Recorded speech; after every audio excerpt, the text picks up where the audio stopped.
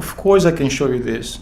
I just don't want you to show in this documentary any of the faces that appear on the video and to expose anyone, including myself.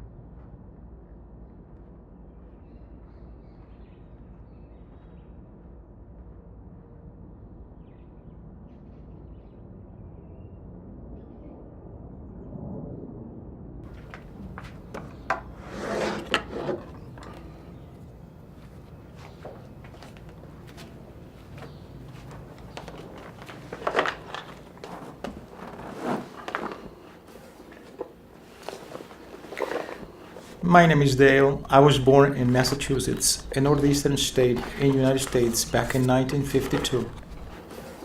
I traveled to Brazil when I was 11. The first time I came to Brazil was during Carnival in 1963. I came with my parents to Rio de Janeiro. They wanted to make of this an exotic trip. They wanted to show their children an underdeveloped, slow-growing, and poor country. My father was a sociologist and a university professor. My mother was a theater actress.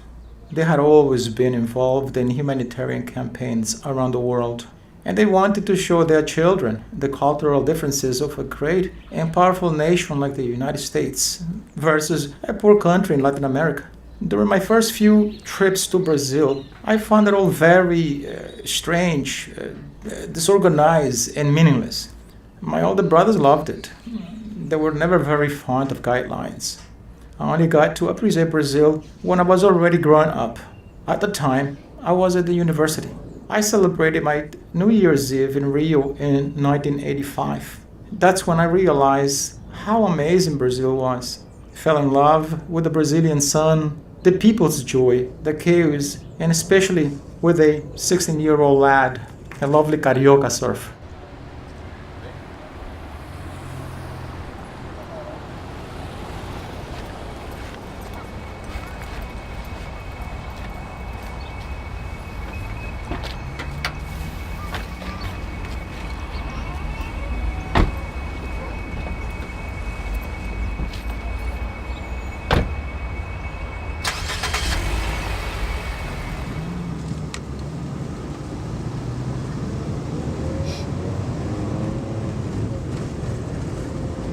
In the beginning, I thought of going back to the States.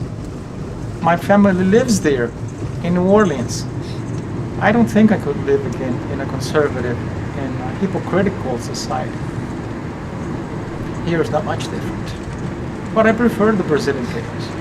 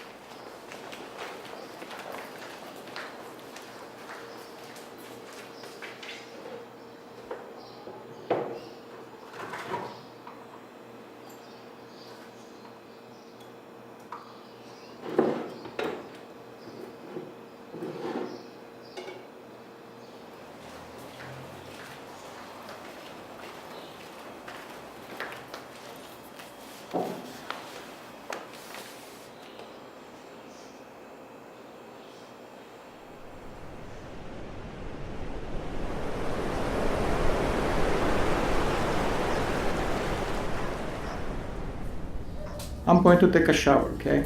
You can shoot if you wish. It's not only the fetish, the pleasure of seeing and knowing people having sex. There's no talking in the toilet. I get a lot from their attitudes, gestures, people's silence. When a guy stays too long in the front of the urinal holding his dick, it is the first sign of other intentions in the toilet.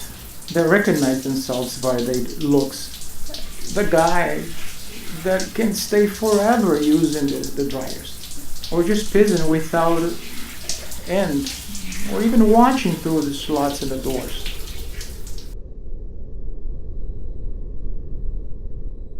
We fell in love.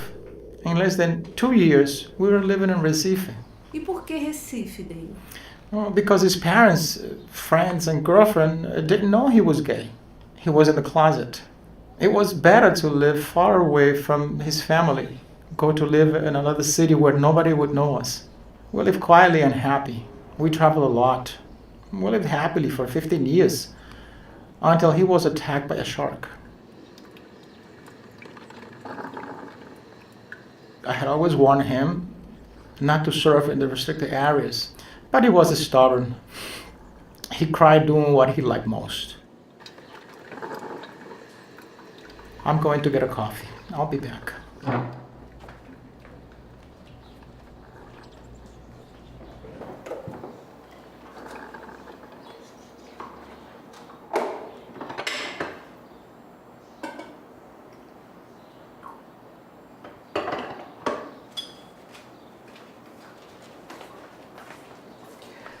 I feel as if he had never left this house. After his death, I stopped speaking Portuguese, lost interest in the language and Brazilian culture in general. Suddenly, I started feeling further away from reality. I stopped going out with my friends, to parties, to clubs. I shut myself in my own pain. I feel trapped more and more. It has been 10 years since I cannot open to a new relationship, to love someone. I think I've lost that capability. I thought of committing suicide. At times, I still think of it. I feel locked in. I cannot leave this house, this city, this country. There's nothing that compels me to stay, but I just can't.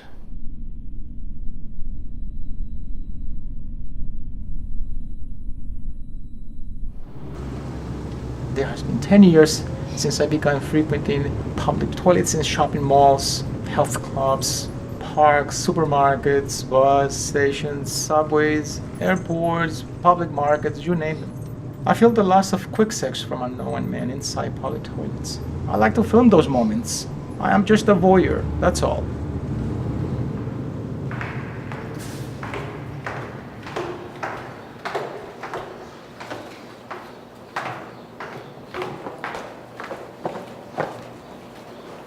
All along these 10 years, I have seen lots of things happening inside the toilets.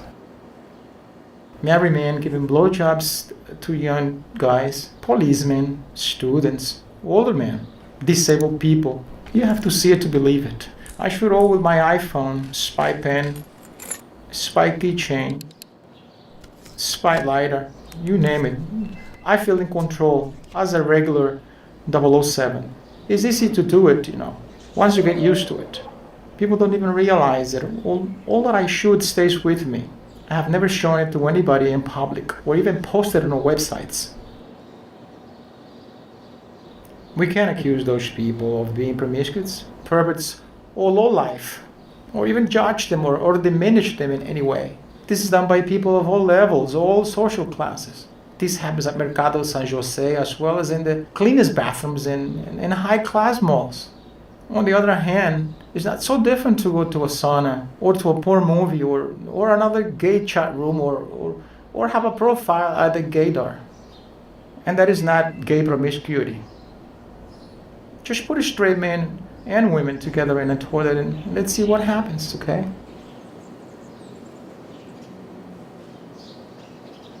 Nowadays, public toilets are still a symbol of gay culture, mainly for those that are still in the closet. This goes far beyond true promiscuity.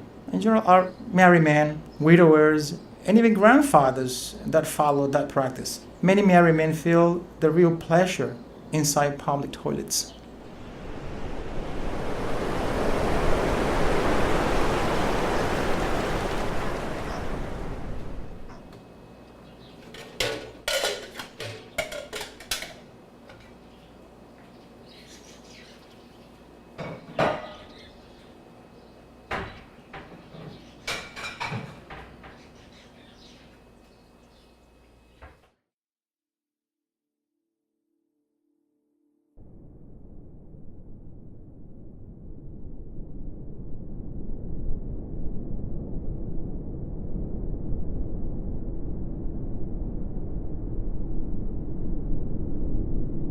It is strange that even after all these years filming and recording, I have not been able to erase his image from my memory.